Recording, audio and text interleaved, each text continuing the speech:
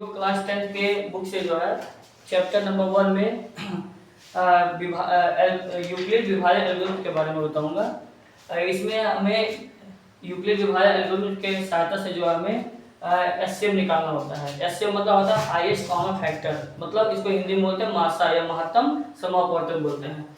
तो हमें 570 और 1425 का एचसीएफ निकालना है, जो कि यूक्लिड विभाजन एल्गोरिथम से निकालना है। तो इसको हम कैसे निकालेंगे आइए जानते हैं। सबसे पहले देखेंगे 570 बड़ा है 1425 बड़ा है।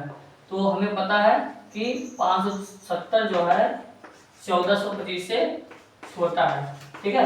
तो हम इस तरह लिख लेंगे 570 लेस देन 1425, ठीक है। अब 570 से हम भाग कर देंगे 1425 में, ठीक है। तो इसमें जब भाग करेंगे तो 570 का पहाड़ा हम दो बार अगर पढ़ेंगे तो कितना आ जाएगा 1140 हो जाएगा, ठीक है। अब इसको हम घटाएंगे 5 में से 0 घटे 5, 2 में 4 लेंगे तो ढालेंगे 12 में 4 8, फिर 1 3 बचेगा, 3 में से 2 285 बचेगा। अब 285 को हम क्या कर देंगे 570 में भाग कर देंगे तो कितना बचेगा, इसको हम 285 भाग करेंगे 570 में, तो दो बार जब जाएंगे तो 570 हो जाएगा, ठीक है। अब ये पूरा कट हो गया। अब हमें यूक्लिड विभाजन एल्गोरिथम का प्रयोग करके जो है इसका एचसीएफ निकालना है। तो ये सबको पता होगा, इसको हम डिवीजर बोलते हैं। क्या बोलते हैं? डिवीजर, या हिंदी में बोलते हैं भाजक। इसको हम डी से प्रदर्शित करते हैं।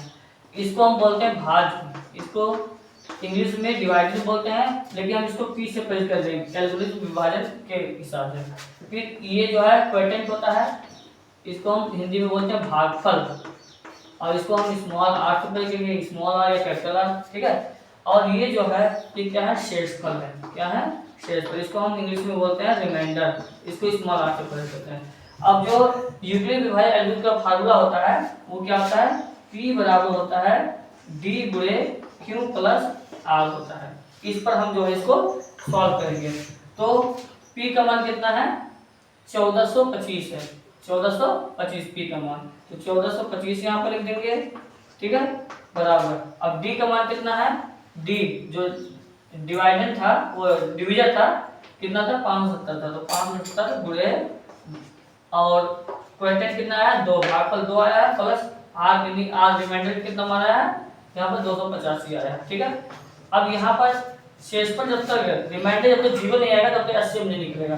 तो फिर हम पुनः 570 के यहाँ ले लेंगे और 570 में जब भाग किया था हमने तो कितना आया था 285 से भाग किया था हमने, तो 285 यहाँ लिख देंगे, गुणे कितनी बार गया था पार 2 बार, प्लस रिमाइंडर 0, शेषफल कितना था 0, ठीक है। फिर 0 आ गया तो इसके एचसीएफ कितना हो जाएगा, एचसीएफ इसका हो जाएगा 285 हो जाएगा, ठीक है। तो इस तरह हम यूक्लिड विभाजन एल्गोरिथम की सहायता से हम एचसीएफ निकालते हैं। इसी तरह एक एग्जांपल और लेते हैं, 90 और 105 का हमें निकालना है। तो हमें पता है कि 90 जो है छोटा है 105 से, ठीक है। अब क्या करेंगे 90 से भाग कर देंगे 105 में, ठीक है। तो 90 का पहाड़ा पढ़ना है कि 105 से ज्यादा नहीं चाहिए, तो एक बार हम पढ़ेंगे तो 90 हो जाएगा, कितना बचेगा 15। अब 15 से भाग करेंगे 90 में, तो 15 छक्का 90, 15 छक्का 90 होता है ना, ये 15 से कट गया।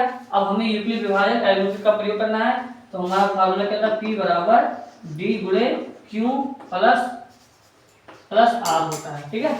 तो P का मान कितना है 105, D का मान कितना है, D का मान 90, तो 90 गुणे 2, 90 गुणे 1 है ना, 90 गुणे 1 प्लस R का मान कितना आया था 15, ठीक है। अब फिर लिखेंगे 90 बराबर कितने में भाग किया था 90 में भाग, 90 का भाग है तो 15 से, 15 गुणे 6 प्लस कितना आता है 0, तो ये 0 आ गया रिमाइंडर, तो इसका मतलब एचसीएफ कितना होगा, एचसीएफ होगा 15, ठीक है।